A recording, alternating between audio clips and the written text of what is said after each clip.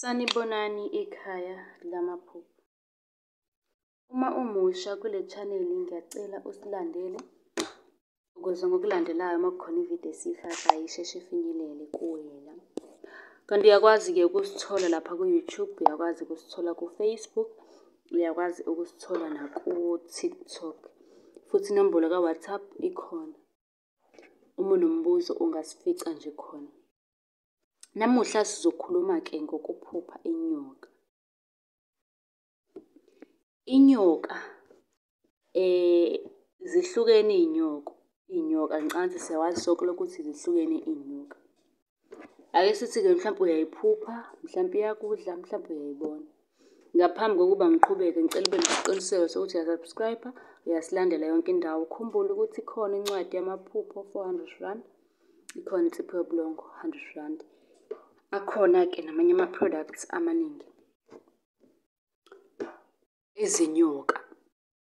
Inyoka-ke yaziwa njengesilwane esingalungile.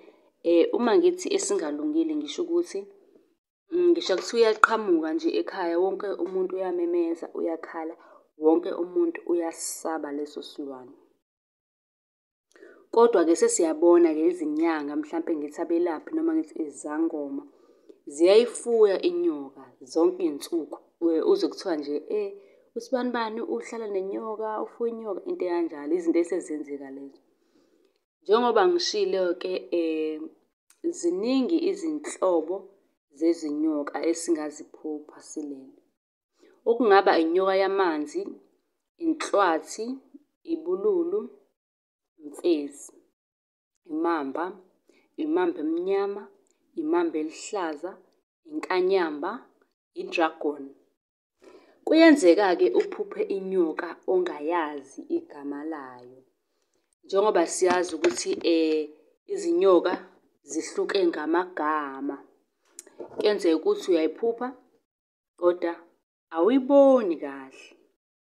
Mhlampe uyibona ngembala, uma ngenza isibonelo nje, mhlawumpe inyoka emnyama enamabala amhlophe, kube inyoka emnyama nje yonke indawo, inyoka ensundu, inyoka eyephuzi, ephinki. Ziningi, zihlukene ngembala. Nakhu-ke okumele ukuqaphele kuphupho lakho. Kumele uqaphele ukuthi kulelo phupho isimo sakho besinjani. Ngabe ubujabulile, ubukhala, ububaleka, ubuyisaba yini leyo nyoka, bekwenzakalani? Ngokujwayelekile-ke siyazi sonke ukuthi inyoka isho isitha. Noma uphupha ushawa inyoka kuyenzeka-ke kuthiwe kahle kahle bekuyisitha leso sinqoba wena. Kodwa uma wukuthi wena uyayishaya, uyayinqoba, kuthiwa usinqobile isitha. Uma kuyinyoka enhle emhlophe, lokho-ke kungase kusho inhlahla, kubike ukukhanya kwezinto zakho. Inyoka elihlaza-ke yona, iyinyoka yedlozi, ayilwi, ayishayi muntu. Uma uphupha yona-ke inyoka elihlaza, kungenzeka ukuthi-ke imele isimo sedlozi. Njengoba ngisho ifikile ekhaya siyazi ukuthi ayishawa. Omunye umuntu uzothi mina ngiphuphe inyoka, ngibona nje ifile inganyakazi. Lokho-ke kungabika ukunqotshwa noma ukunqoba isitha. Ukunqotshwa kwezitha zakho. Uma unombuzo uyakwazi ukuthi usibuze kwi-comment.